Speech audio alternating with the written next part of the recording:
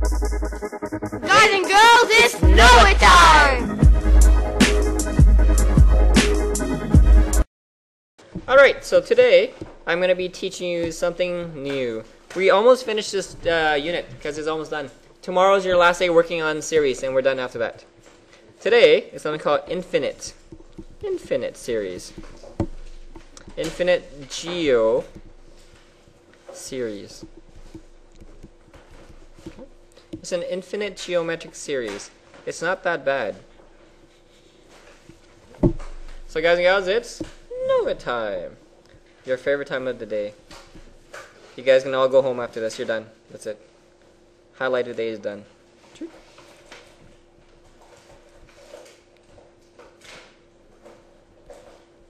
Or classic glue drawing.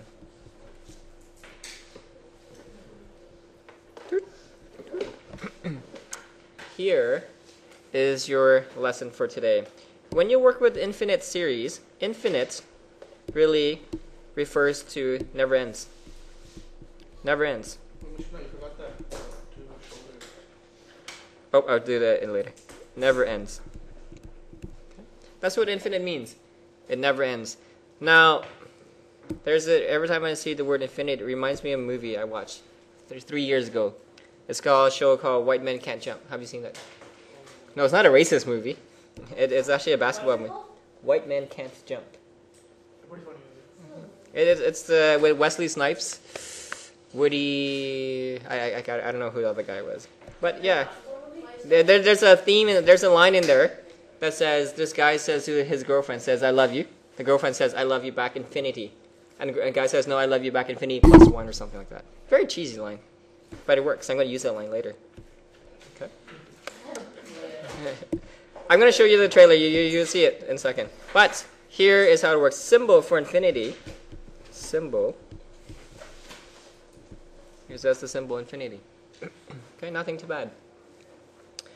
Now, when you work with infinity, it looks something like this. If I say, That's a symbol for it? hi. You know race cars, when they just go over and over again, it never ends. Infinity.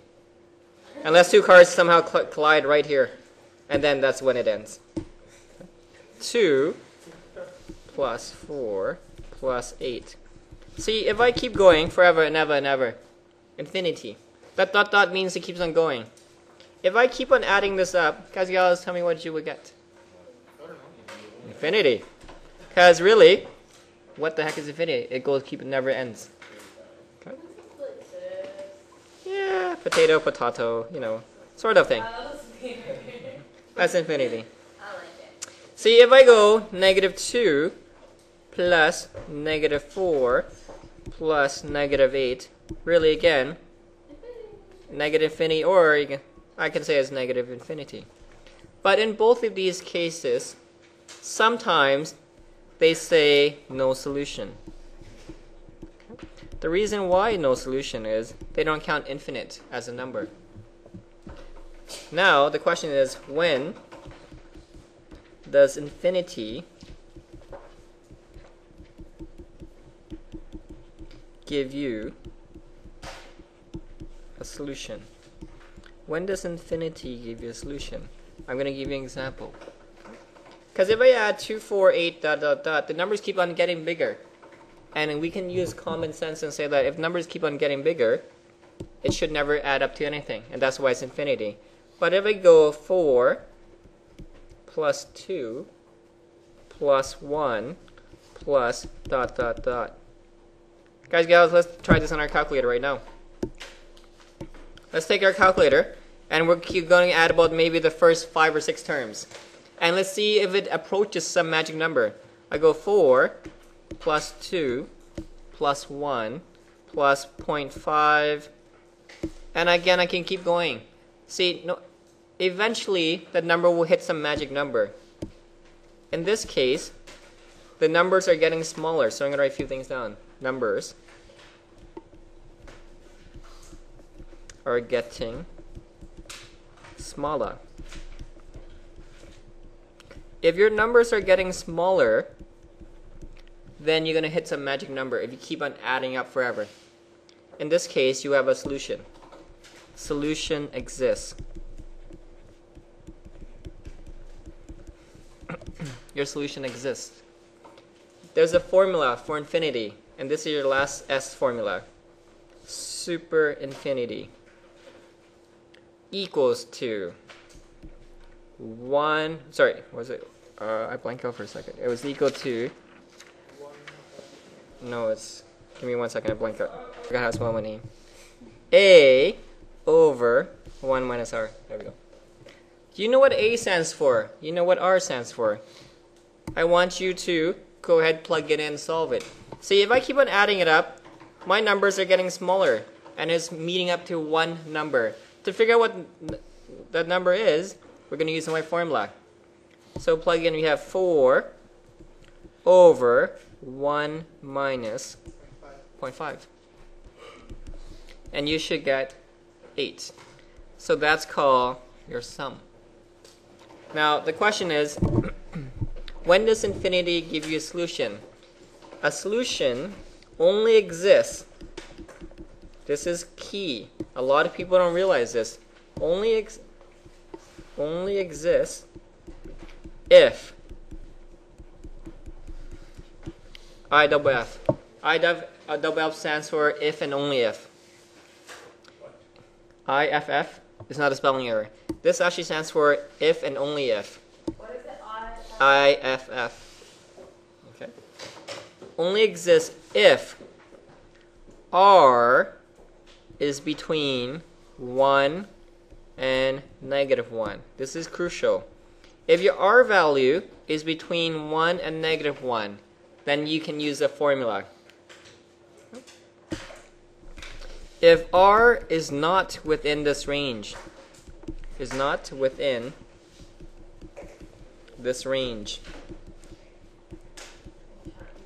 you cannot use the infinite formula. You cannot use the formula. Okay? This is a crucial part. A lot of people, the moment they see infinity, they think it's formula right away. But this formula only works if your R is between -1 and 1. I'm going to give you some random questions, and we're going to figure out. If I give you this, find the sum. Just random questions, nothing too bad. For 7 plus 3.5 plus 1.75. That's A. B. 10, -20, 40. Wait, 10 plus -20? Hi. But instead of plus, minus, I'm just going to make it simple. Guys and gals, good luck. I'm going to pause it and let you... If it's not, then you would say no solution. Or you can say, yeah, you can say no solution. See, if I look at the first one, the key is R value. I always find the R value. Nisha, what's the R value for here? R value is 0.5, see? If it's 0.5, it's within range. So I know there's going to be some formula. So I'm going to use that S infinity. So you go S equals to 7 over 1 minus 0.5. Just sub in the formula. And you should get 14. But if I look at my second one, R is -2. That's outside of my range, so I have no solution. Voila. Couldn't you find like a sum for a different way? Like, Sorry? couldn't you use the SN formula? For which one?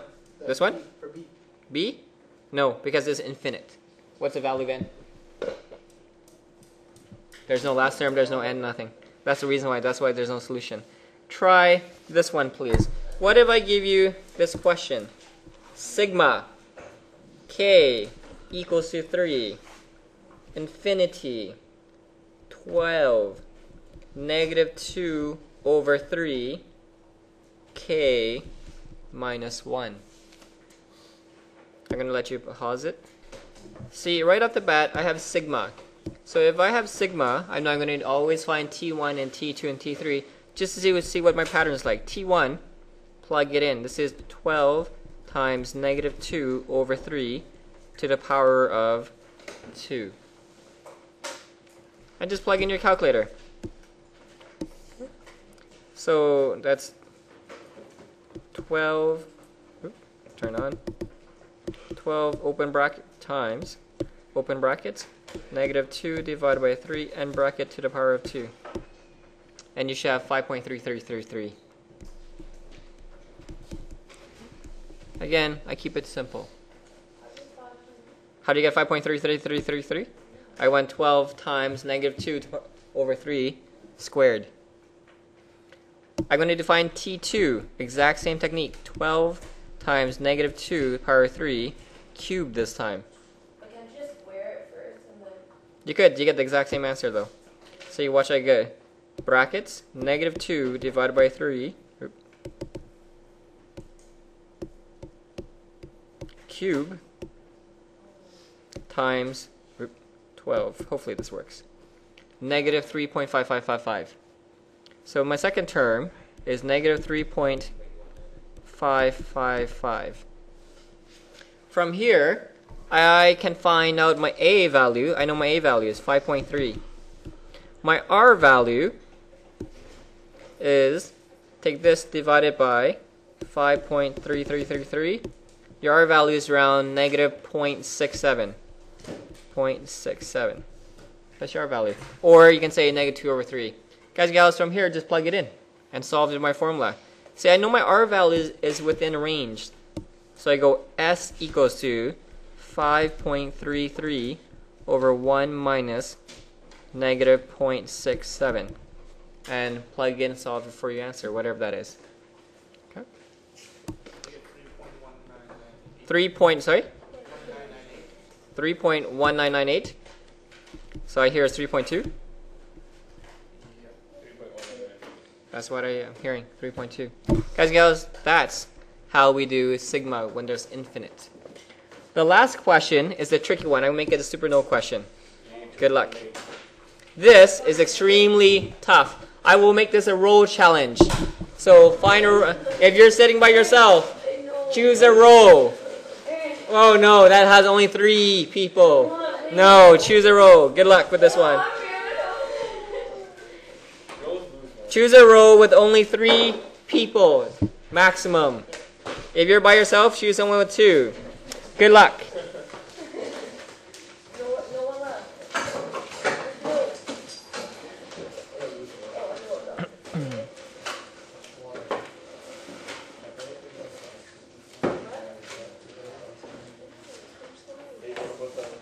Your question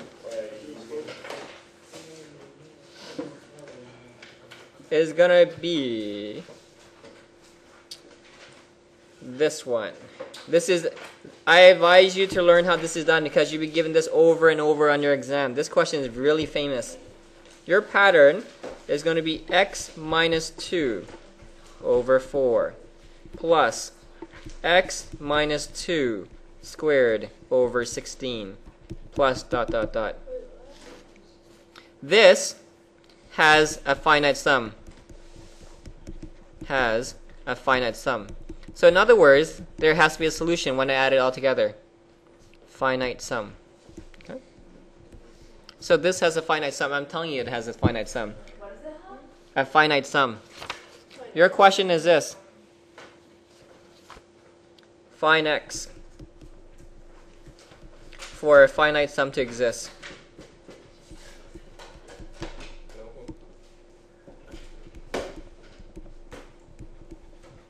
To exist. And I advise you to learn this question over and over again because it's a really famous exam question. I'll give you about 3 minutes due to the time. 4 minutes. See, this, for a finite sum to exist, you need to know something called R. R is the key to getting this. If I look at this equation right now, you should be able to tell me what R is equal to. Would you agree R is equal to x minus 2 over 4? Agree? Yeah. That's R. See, now I mentioned to you something from the beginning when we start.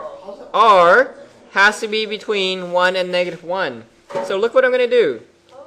R has to be between 1 and negative 1. That's a rule of thumb. So what I'm going to do is I'm going to put this in.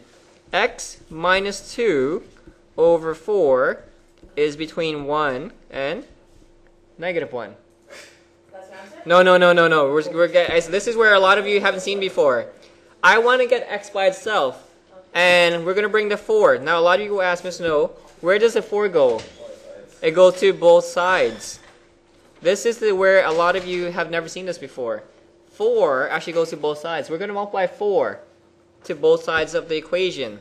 So this now becomes negative 4 x minus 2. And this becomes a 4. But x is not by itself yet. Finish this for me, please. Negative 2. So x, remember, we got to keep, there's no equal sign. We got to keep this the way it is. So x, is between 6 and negative 2. Not x equals 2, but x is between. Whoa, but we put an equal sign. No. So which means x can be any number between negative 2 and 6. And this is a key. Whoa. This is a true answer, please. No. This is a true answer. I'm going to explain this. Why don't you divide, like, for the R value, R equals itself with your second value? No, it is. But if I take my second value, divide by the first value, I get exactly the same thing here. Oh. Because if I take this, multiply with this, I get this. So your R value is between here. Whoa. So now R is between 1 and negative 1. I plug in this. Now some of you got up to here, but the key to get rid of 4, we multiply to both sides of the equation. This question, I advise you to learn this again. You're going to see this again. Every single school loves this one question. Because they love it. Because why? It pushes you to the next level. This is called the Science 99 program. That's the level it is. Because it's not... Okay, so what's up? Whoa. This is your answer. This is it. How do you get negative 2? I move this negative 2 over. So I plus 2. And I plus 2. Negative 4 plus 2 is negative 2. Why is it plus 2 though? Because how do you move the minus 2 out? But other question. Hi. To find R value, is Yep. it always going to be that easy? To find R value, you can either look at it and see what I multiply to get to this term. But what if it's something really complicated? It won't be. Or you take the second term, divide by the first term. Page, your homework. 51. So was this lesson that hard? No, not really. Whoa. If you just make them harder, if you don't want to get harder. Whoa. That's so easy, right? Whoa. It was too easy. Some of you say, Doing math and science 1 instead. I thought we had it. guys, I'm giving you 3 days to do science 1 question. And you can ask any teacher. Thanks for hints. I'm going to tell them not to give you the answer. And this ends. Hey,